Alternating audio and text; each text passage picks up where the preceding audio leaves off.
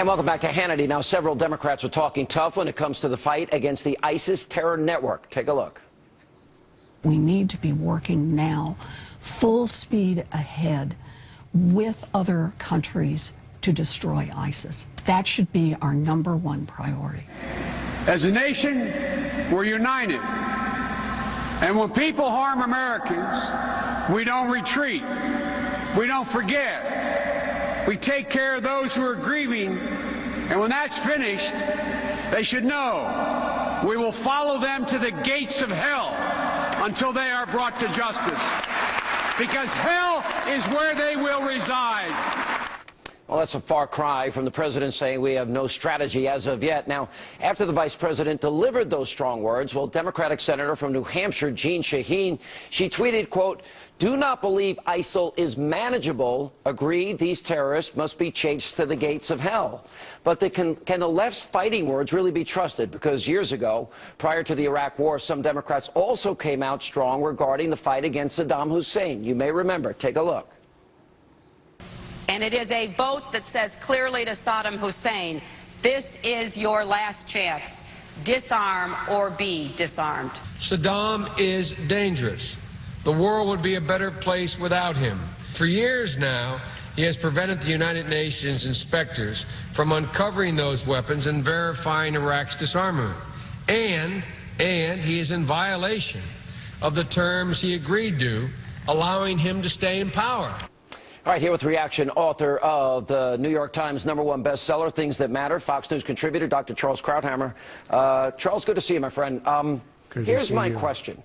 They all laid out the case for Iraq, and then when the going got tough, they politicized the war. As a result, President Obama was elected. He pulled out, didn't provide intelligence to Iraqi troops, didn't provide training, and all those cities that Americans fought, bled, and died for are now in the hands of this radical group. How could we trust them now at this point? Well, look, I think they were responding when they turned against the war to the fact that it was not as quick and clean as they had imagined it might be.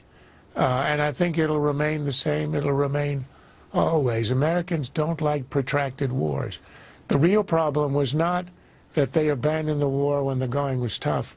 The real issue, and the thing that history will judge them on, is that almost all of those Democrats who supported the Iraq War, then turned against it, remained turned against it when George W.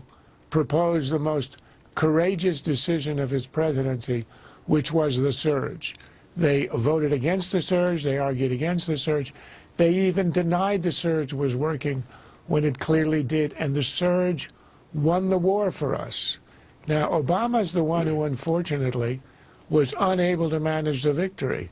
He was not able to broker a coalition government. That was his one task in 2010. And then he was not able to manage a status of forces agreement. He threw away the victory, and now we are reaping the results of that terrible decision. Threw away a victory where 4,000 Americans gave their lives and many others shed their blood. Let me play an admonition that George Bush gave us, warning us, predicting that if we withdrew too soon from Iraq, exactly what would happen. Listen to this.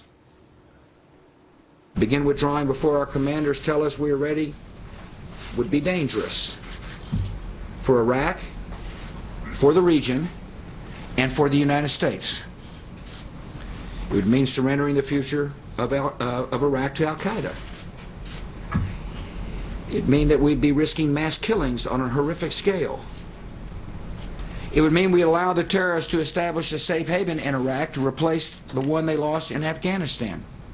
It would mean increasing the probability that American troops would have to return at some later date to confront an enemy that is even more dangerous.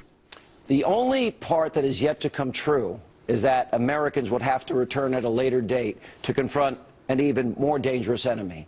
Is he going to be right there as well? Well, that depends whether Obama can come up with a comparably smart strategy to the one that we had with the surge. At that point, it required American troops on the ground. At this point, as of now, it does not appear to. We have willing partners on the ground. The Kurdish fighters, the Iraqi army, at least parts of it, some of the Shiite militias, and what's left of the Free Syrian Army. And there are other neighbors around the region who might join the fight if they have confidence in the seriousness and the staying power of the American commander-in-chief, the way, for example, the neighboring states had confidence in the competence and the staying power of George Bush Sr. when he organized a coalition for the Gulf War.